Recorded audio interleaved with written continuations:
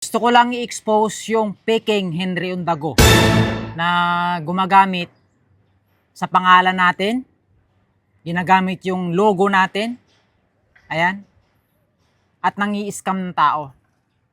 Ayan, kung wala siyang intention guys, kung wala siyang intention mang-scam ng tao, bakit niya kailangan gamitin yung pangalan natin, gamitin yung logo natin, ayan, at umaakit sa mga live stream dyan sa YouTube at nagpapanggap na ako.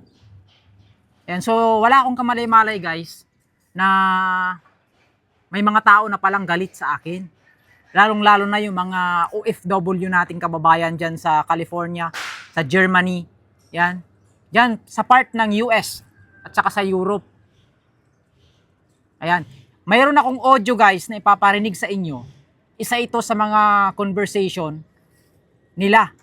Ano? So, shout out nga pala sa mga YouTubers dyan sa US at saka sa Europe. Yan, maraming salamat sa inyo at nag-reach out kayo sa totoong Henry Undago. Yan, gusto kong ipalam sa inyo guys na ako yung totoong Henry Undago. Ayan. At ang Henry na yan, hindi yan pangalan ng grupo. Ang Henry na yan ay pangalan ko. Kung makikita nyo dito, Henry ang pangalan. Pangalan ko yan. Kaya nga Henry Undago. Walang problema sa akin guys. Kung gamitin man ng sino man, kung sino mang gumamit sa Henry Undago, malaya kayong gumamit niyan. Wala namang nagbabawal. Kahit sinong tao pwedeng gumamit ng Henry Undago. Yung sa akin lang, wag mong gagamitin yung profile ko, wag mong gagamitin yung logo ko. Kasi, ibang usapan yun.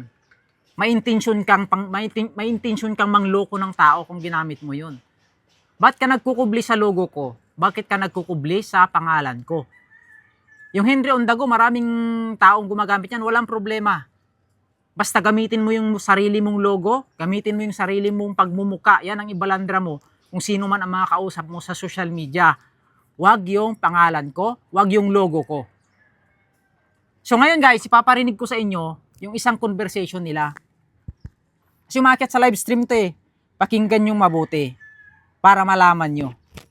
Okay?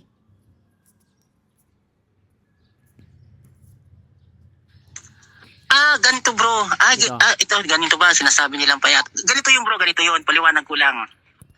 Yung nakikita nila pare dun sa sa channel ko, actually, ang ibig sabihin pare ng Henry Undago, hindi yan pangalan ng tao.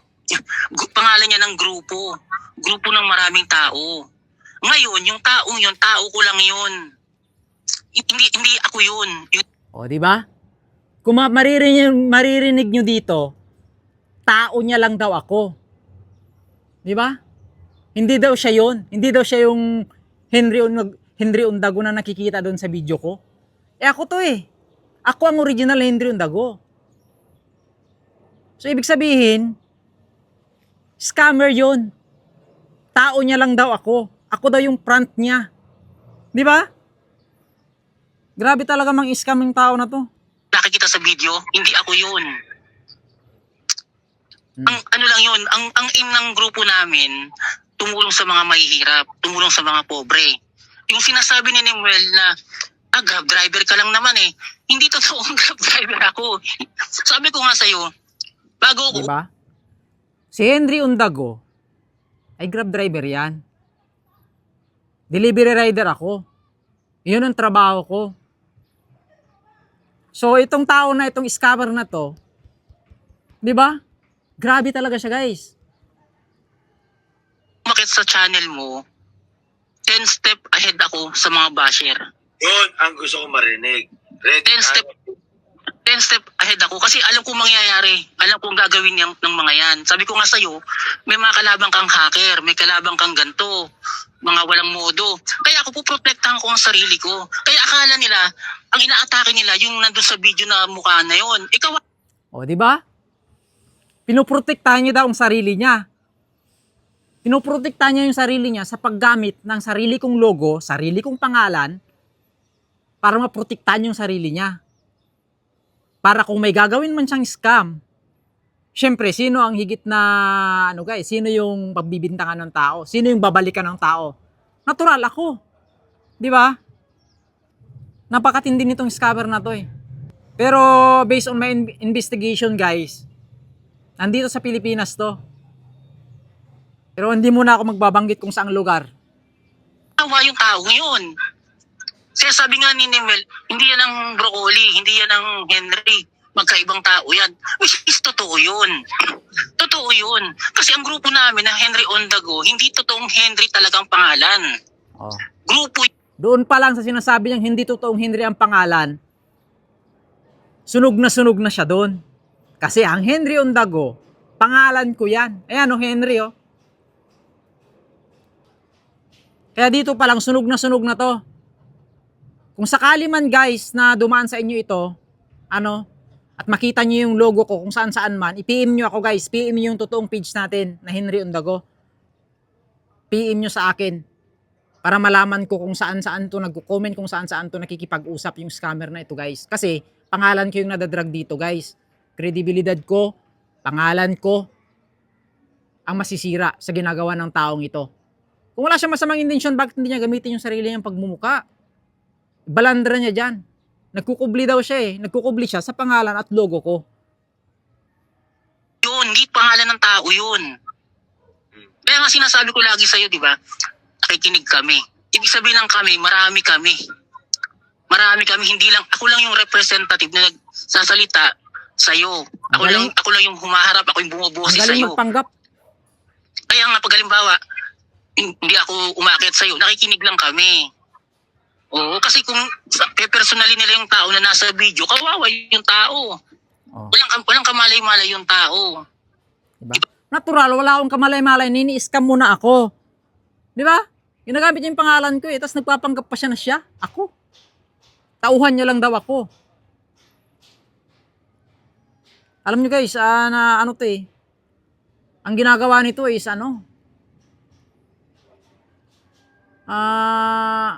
pagnanakaw na to. Identity theft. Di ba? Cyber libel ang kaso nito guys. Abas nila yung tao, kawawa naman. Kawawa talaga. Kasi ako pinoprotektahan ko ang identity ko. Oh. Kasi alam ko pag ako Pinoprotektahan niya daw yung identity niya sa pamamagitan ng sarili kong pangalan at logo. Natural. Kung gagawa siya ng kalukuhan, gagawa siya ng scam, sinong pupuntahan at babalikan ng tao? Di natural ako. Intindi niya, di ba? nagpakita ng mukha, kawawa ang pamilya ko, kawawa ako. Oh, di ba? Doon ko sila nadaya. Doon ko sila napag-anuhan, nailihis. Kaya ang akala nila, ito pala ang hitsura ng Henry, oh. Ito alam niyo na, na-profile niyo na. Tanga kayo. Hindi ganun yun. Hindi ako yun. Oh, di ba? Yan ang trabaho nila. Kapag nabubuo o dumami yung grupo or sabihin natin na natakot sila, na bahala sila, yung mga tao sa likod ko, babaragin nila. Pipilayan nila. Ganun nga. Kaya nga. Di ba sabi ko nga sa'yo, sa kong channel, pinadelete nila? Pwedeng gagawa yan ulit ng pangalan at logo ko. Nangyari na to sa akin dati sa kabilang platform, sa TikTok. Ayan. At nangi-scam talaga sila, nagsusulisit sila at nangihingi ng tulong sa mga tao. Ako guys, never ko ginawa yan. In-explain ko naman na never ako nagsusulisit sa mga tao. Unless kung mapanood ng mga viewers at gusto nilang tumulong, sila ang unang nagpi-PM sa akin. Sila ang unang-unang nagre-reach out sa akin. Ngayon, pag nag-reach out kayo sa akin, ako ang mag-i-entertain guys. Saka ko palang kayo i-entertainin. Saka ko palang kayo re-replyan. Ganun ako. Hindi ako talaga yung actual na nanghihingi ng tulong sa mga tao na nagsusulisit. Never kong ginawa yan guys.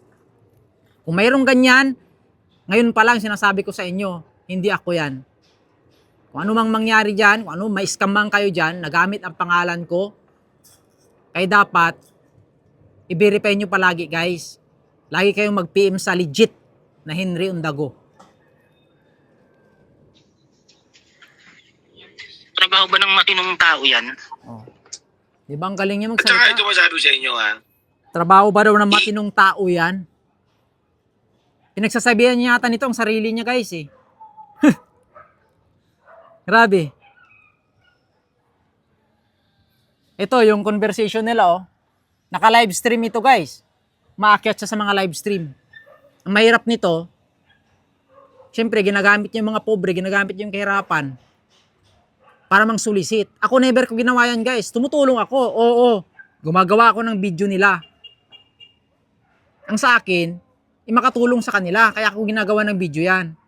Para mapanood ng mga followers ko na alam ko na may kakayahang higit tumulong at higit na matulungan yung mga kinokontent natin. Kasi kung ako lang, hindi ko kayang magbigay ng ganung kalaking tulong. Kagaya kay Tatay Kurong.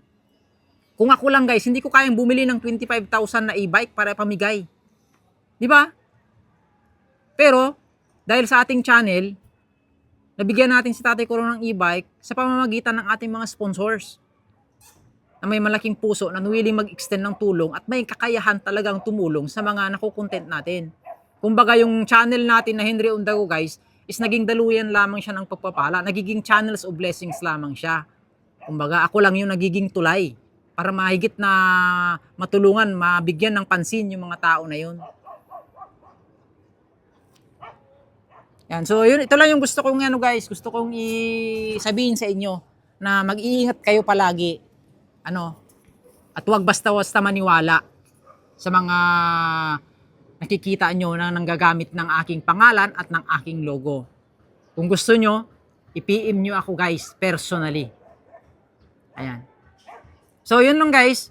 Gusto mo talagang tumulong sa tao, gumawa ka ng sarili mong identity. Pakita mo yung mukha mo dyan. Gumawa ka ng sarili mong logo. Huwag ka manggamit, huwag ka magnakaw ng identity ng iba para makapanloko ng tao.